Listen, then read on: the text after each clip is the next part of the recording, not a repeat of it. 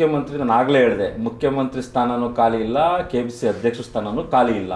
ಇಬ್ಬರೂ ಕೂಡ ಮುಖ್ಯಮಂತ್ರಿಗಳು ಉಪಮುಖ್ಯಮಂತ್ರಿಗಳು ಹಗಲಿರುಳು ಶ್ರಮಿಸಿ ಈ ರಾಜ್ಯದ ಅಭಿವೃದ್ಧಿ ಕೆಲಸ ಮಾಡ್ತಾ ಇದ್ದಾರೆ. ಹಿಂದೆಯೂ ಕೂಡ ಈ ಪಕ್ಷವನ್ನು ಅಧಿಕಾರಕ್ಕೆ ತರಲಿಕ್ಕೆ ಇವರಿಬ್ಬರು ಸಾಕಷ್ಟು ಶ್ರಮಿಸಿದ್ರು.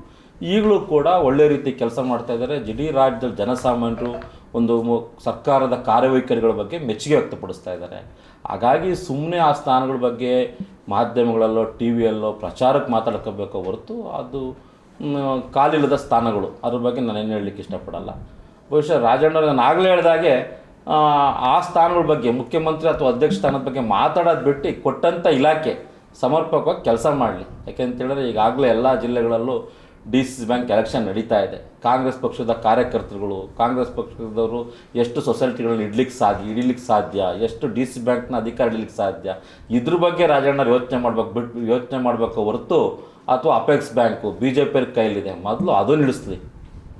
ಒಬ್ಬರು ಸಚಿವರು ಅವ್ರ ಜೊತೆಲಿ ಇನ್ನೂ 3 ಜನ ಕ್ಯಾಬಿನೆಟ್ ಸಚಿವರು ಹೋಗಿ ಅಪೆಕ್ಸ್ ಬ್ಯಾಂಕಲ್ಲಿ ಅದು ನನ್ನ ವಿರುದ್ಧ ಸೋತಂಥ ಅಭ್ಯರ್ಥಿಯ ಕೆಳಗೆ ಕೂತ್ಕೊಂಡು ಮೀಟಿಂಗ್ಗಳು ಮಾಡ್ತಾರೆ.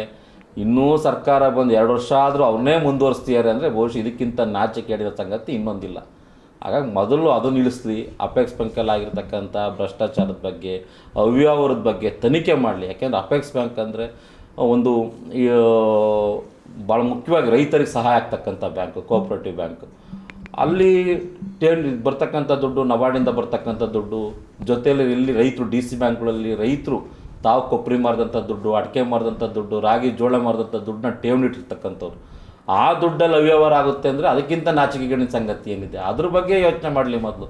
ಅದನ್ನು ಯೋಚನೆ ಮಾಡಿ ಆಮೇಲೆ KPCC ಅಧ್ಯಕ್ಷರು ಅಥವಾ ಮುಖ್ಯಮಂತ್ರಿ ಅದ್ರ ಬಗ್ಗೆ ಮಾತಾಡಲಿ. ಕೊಟ್ಟಂಥ ಇಲಾಖೆನ ಸರಿಯಾಗಿ ಕೆಲಸ ಮಾಡಲಿ. ನಾವು ಅನೇಕ ಬಾರಿ ಈ ಬಗ್ಗೆ ಅಪೆಕ್ಸ್ ಬ್ಯಾಂಕ್ನ ಇಳಿಸಿ ಅಂತ ಒತ್ತಾಯ ಮಾಡ್ತಾಯಿದ್ದೀವಿ. ಇವತ್ತಿನವರೆಗೂ ಅವರು ಅದ್ರ ಬಗ್ಗೆ ಗಮನ ಕೊಡ್ತಿಲ್ಲ. ಒಂದು ರೀತಿ ಇಡೀ ರಾಜ್ಯದಲ್ಲಿ ಜನಸಾಮಾನ್ಯರು, ಅದರಲ್ಲೂ ನನ್ನ ಕ್ಷೇತ್ರದಲ್ಲಿ ಮಾತಾಡ್ತಾರೆ, ಏನು BJP ಕಾಂಗ್ರೆಸ್ ಹೊಂದಾಣಿಕೆ ಆಗಿದೆಯಾ? ಹಾಗಾದರೆ ಸಹಕಾರ ಇಲಾಖೆಯಲ್ಲಿ BJP ಕಾಂಗ್ರೆಸ್ ಹೊಂದಾಣಿಕೆನ ಅಂತಕ್ಕಂಥದ್ದು ಅಪಸ್ವರವಾಗಿ ಮಾತಾಡ್ತಾರೆ. ಹಾಗಾಗಿ ಭವಿಷ್ಯ ಇದರಿಂದ ಯಾವತ್ತಿದ್ರೂ ಕೂಡ ಕಾರ್ಯಕರ್ತರು ಒಂದಲ್ಲ ಒಂದು ರೀತಿ ಬೇಜಾರಾಗ್ತಕ್ಕಂಥ ವಾತಾವರಣ ಇರುತ್ತೆ. ಬೇಗ ಇಳಿಸ್ಬೇಕು ಅನ್ನೋ ಒತ್ತಾಯ ಮಾಡ್ತೀವಿ.